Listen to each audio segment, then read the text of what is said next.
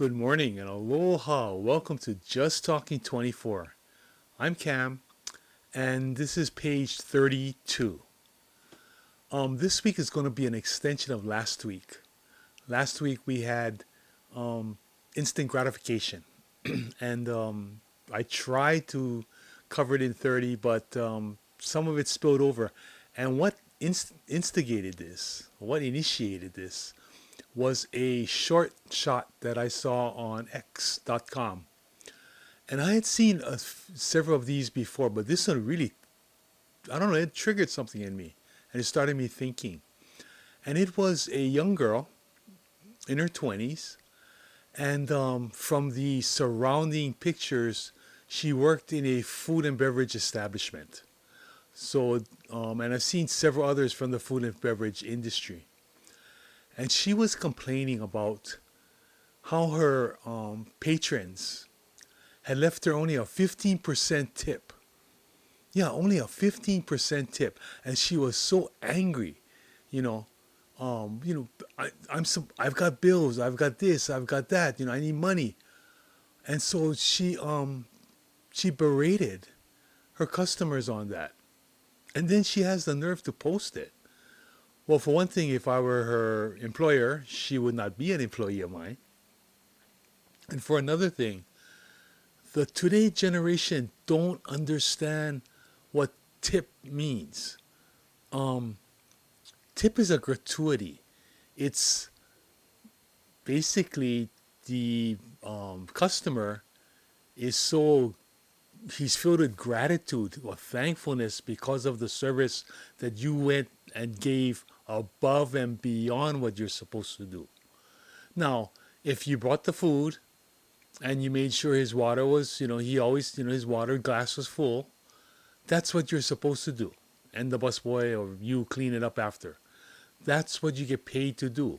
You agree to do a service, and that's the service, the labor, and you get reimbursed numerically or monetarily from your boss. That's how the system works. But these people think that this extra 15% or this extra amount above and beyond that is a entitled thing. I don't know. Um, when I had my business, which was towing cars, um, that's how I knew I was doing good.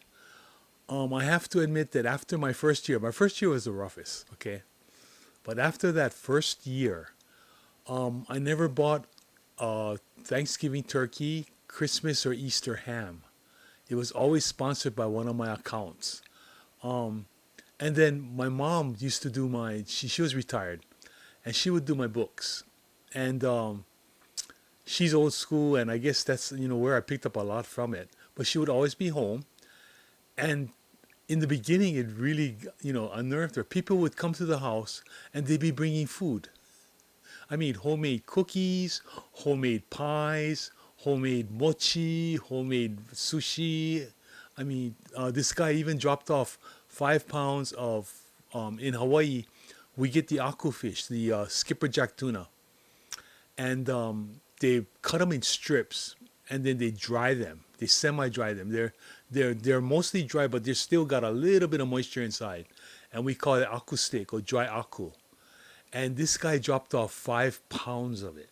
Now this stuff goes for about now maybe I would guess about $42 a pound. And that's what he dropped off because they were thankful for the service that I gave them.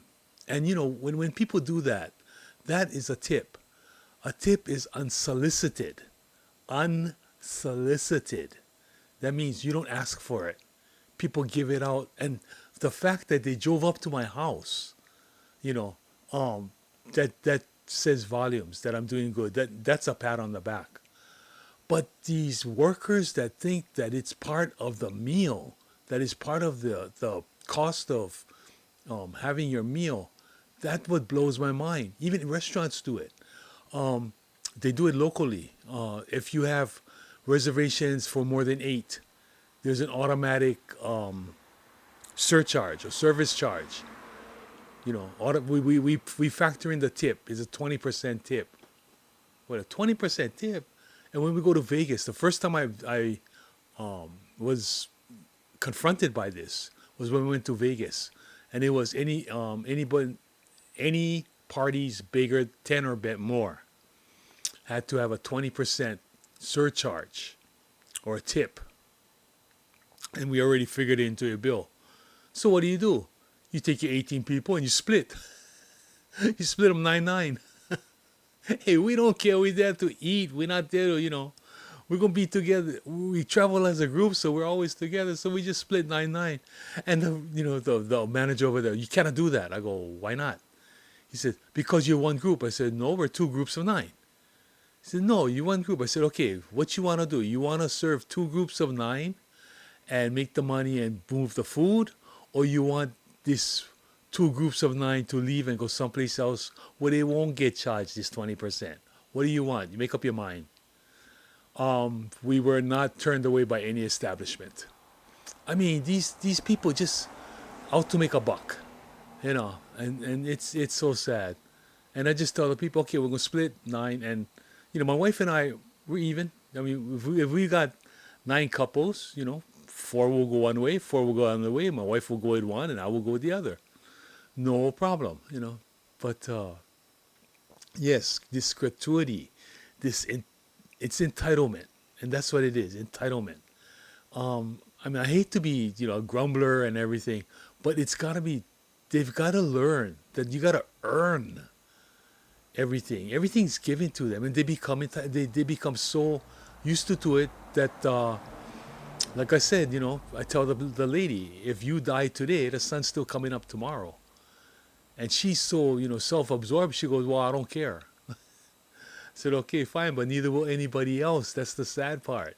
And what if something happens and you don't die, but you need help? They don't care. See, you got to pay it forward. It's really bad, and it's getting worse, folks. I see it's getting worse. Um, Customer service is no longer a part of the economic or the business industry anymore. Um, you go to Walmart and you ask, "Excuse me, where is this?" "Oh, it's over there." So I say, "Oh, I just came from there. Then it's there." "Oh, then I don't know." You work here, right? I mean, just out of curiosity, you do work here, right? But yeah, people they don't care. They're just there. They want to make their pay and they want to go home. In fact, they don't even want to be there to make their pay. They just want, gimme, gimme, gimme. And I know it's not the majority. Okay, I know I'm not speaking of the majority, but it's getting there. That's the spooky part. The people the ones that are really trying are seeing the futility of their trials because Joe Blow that's not doing anything is getting paid just as much as I am, and he's not doing anything. So why should I, pardon the expression, bust my ass if he's going to get paid the same as I do? And it trickles down from the top. It's administration. It is. It is management. Management. I really was taught, and I really believe that a company is a reflection of the management. So if you got entitled managers, you're gonna have entitled employees. Um, Fortunately, well, I've had very positive results with Amazon, and then I hear, oh, Amazon, treats their people like slaves and all of that. And I used to work for Whole Foods, and Whole Foods is owned by Amazon, and I gotta admit, I didn't mind you doing 3 people's work, and I was the only one there, so I wouldn't be, I wouldn't know who got paid what. But I noticed that one of the reasons why I didn't get a full uh, jump in my pay was because of one particular category, and that was my exposure to the other divisions of the store, the other departments. And I said, "What?" And they said, "Yeah, you had because every year you go for your evaluation, and you don't try to go out, you don't try to learn the store. And I said, I have been putting in for transfers from my first year, from when I was in 8 months, and I was qualified. The other managers are calling to say, hey, let me know when you're coming over. I mean, it's a done deal. They'll take me, no worry, because I'm a good worker.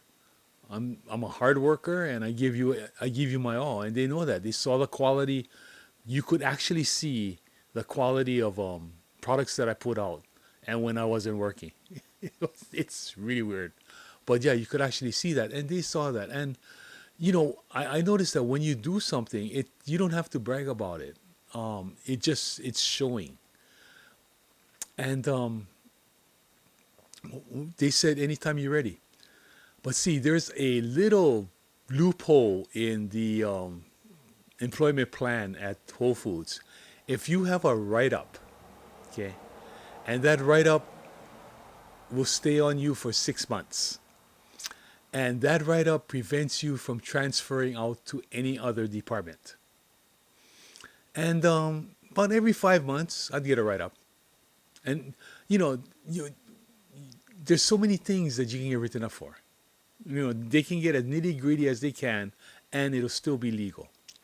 And so, I mean, the writing's on the wall. They want me to stay in the bakery because, like I've told you before, when I left, I asked some of the guys that I was working with, and he said they had to hire 3 guys to do what you do. That's no BS, folks. 3 people. They had to hire another person for the end, and then 2 for the morning bake.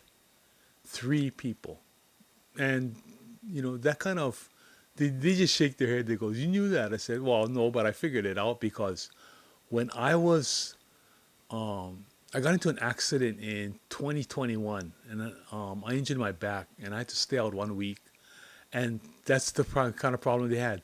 The manager had to stay and do the closing, and then 2 other people had to come in to do the opening, and they didn't know what they were really doing. And he said, you should have seen the crap that was coming out of there. It was burnt, wasn't done, was really ugly. And I was just laughing. It comes out like that. But yeah, you gotta earn it. You gotta earn your spot. And um, I never got tips. We used to have these beans, they called them. They were little patches. And when a customer um, gave you a compliment, or has submitted a compliment in your name, you got a patch. And if you save these patches, and if you got like 40 patches, you could get, I believe it was 3 days off or something, paid full days off. I mean, there was a reward to it. And but the only way you could do it was give good customer service. And I said, okay, fine, but if I'm closing the department and then I'm opening for for the morning, I'm working overnight, I have no customer, you know, I don't receive any um, chance to, to make friends or even come in contact with customers. So how do I get one of those? So what they would do is like every 6 months or so, they'd give me a patch. Okay, folks, figure it out. Every 6 months you get one. Take you 20 years to get 40. Yeah, I really looked into that. It was so fun. But see, it's what management does. It's the programs and the procedures that management puts into play that gives you the uh, morale, the quality, and the intensity of your working force. And that's why everybody went around with terrible attitudes. No one smiled. When I first went there, it was such an uplifting experience. Everybody was pumped. Everybody was, go, go, go, go. And slowly sort of the smile fade away.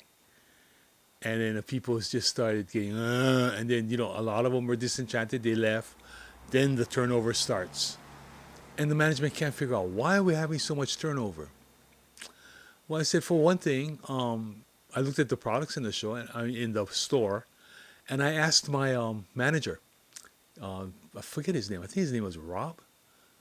I only remember my first one was Will, and my last one was who was I know Anastasia was my assistant.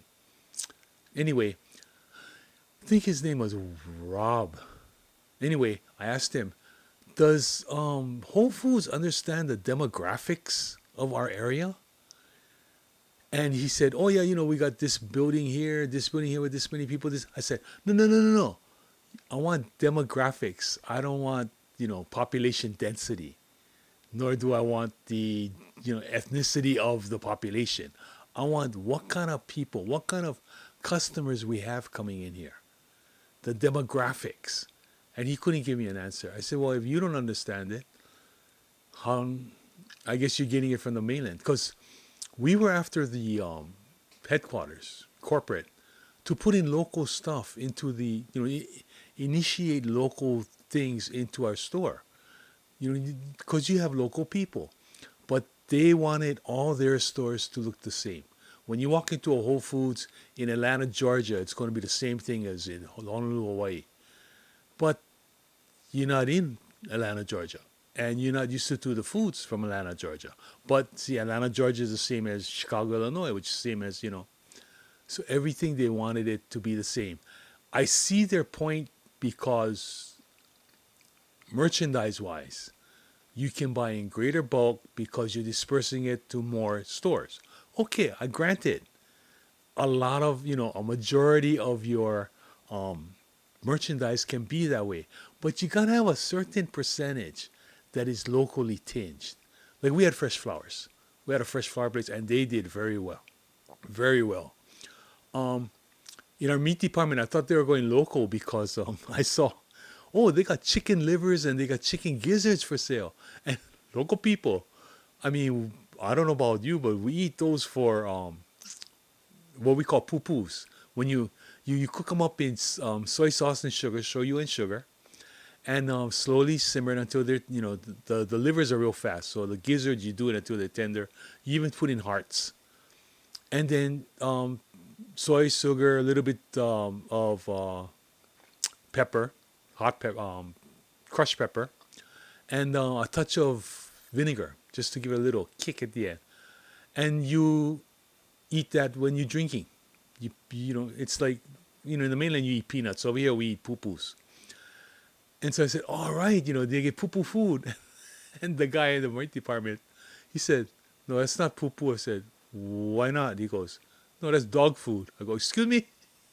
He goes, yeah, the people around here, they buy it and we sell. He goes, bro, we sell a lot of gizzards. Well, I call them lizards because they're livers and gizzards. They're lizards. But he goes, yeah, we sell a lot of gizzards and livers. Enough so that it has its own place in the meat showcase. Go figure. Demographics. But see, Whole Foods will do that. But they won't. They really didn't go local. The only thing local that they had local honey. I mean, they had local suppliers, but was what we call haole food. Yeah, they had tourist stuff because for a while when the Japanese tourist trade was really high, the tour buses would actually bring the Japanese tourists, to the store, drop them off, and they'd love to come in because Whole Foods is something big in Japan, and Japanese tourists are very faddish. If it's a fad, they'll go into it, and so they would come in droves and droves, and then the epidemic came, the pandemic, and it just dropped off, and so the tourist uh, block of the store's inventory went way down, and then they just had to go back to the locals. Same thing happened to Macy's at our um, shopping center, Ala Moana Shopping Center. Macy's was catering all to the tourists. They shunned the local people. They really overly emphasized service to to our visitors. And when the pandemic came and the tourism dried up, Macy's wanted the locals to come. But the locals, see, our local faction, once you burn us, you burned that bridge. You got to build another bridge, and to build another bridge, it's gonna cost you money. No, literally, it's gonna cost you money. You're gonna have to sell stuff so cheap that you almost gonna have to lose money to have the local people come in, and the local people are only gonna come in for the cheap stuff. you know, that's the way most of us are. I told you we're a small town mentality. We don't think like the mainland. We don't. When you want us, but once you got us um, as a customer, just give us average service. That's all you gotta do. Just average, and you got a customer for life. Our loyalty, we are loyal.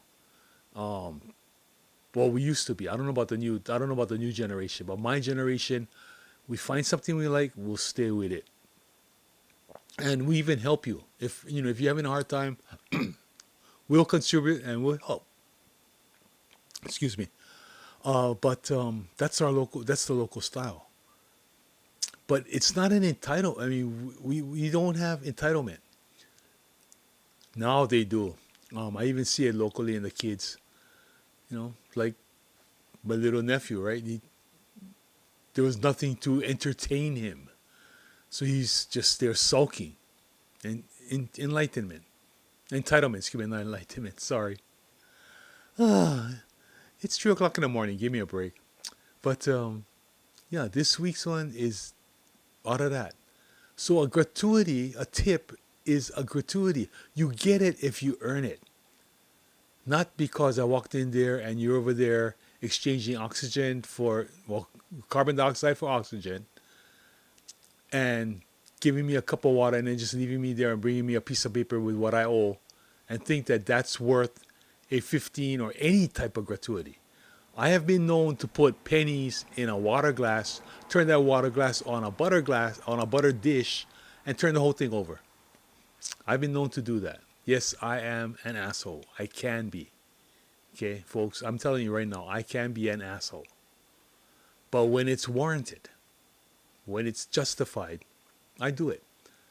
So, people out there, especially youngins, you guys might not want to hear it, but if you want to make better tips, you give better service and you watch the tips come in. The people are out there, and a lot of them, if they're in, especially if you're in a tourist environment, they're there to spend money. They're there to have a vacation. Give them just a little extra. That extra smile, how's everything going? You guys having fun on your trip? Whatever it is. Just a little bit of personality. And you see how far that goes. Yeah, nobody's entitled. Everything has to be earned. The only thing we entitled to in this world is death. We entitled to that.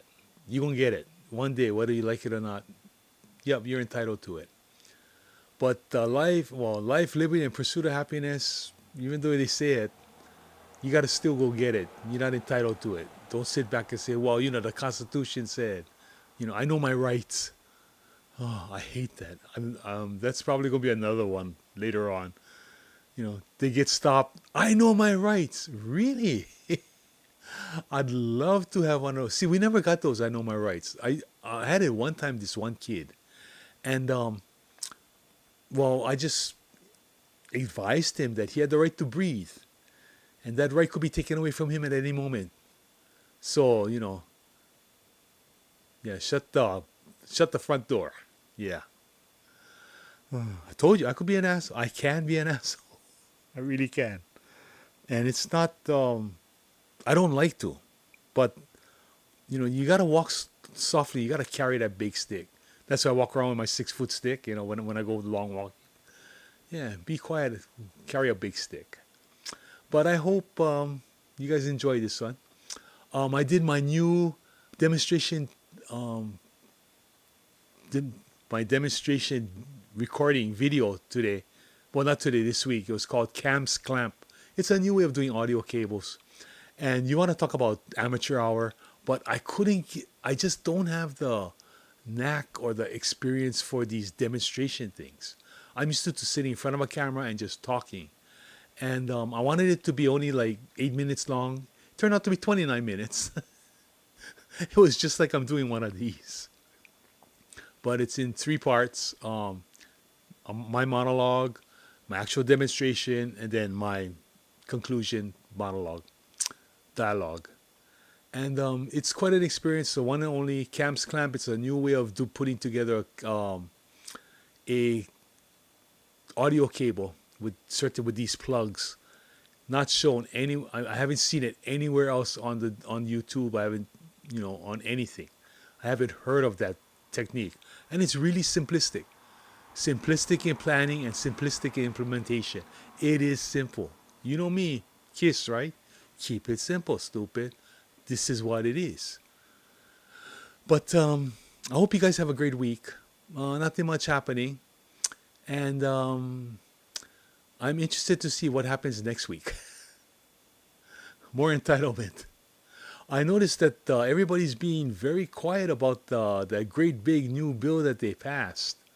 There's still it's not, it's a 900-page bill. I haven't, I haven't downloaded, but I haven't looked at it yet.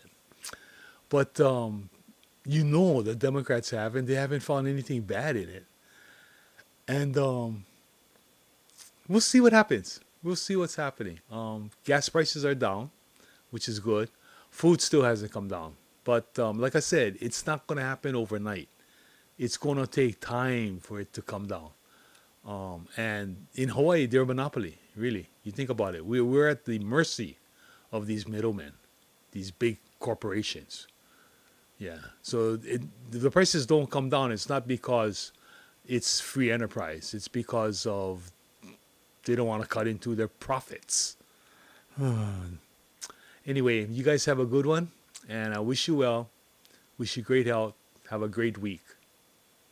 Okay?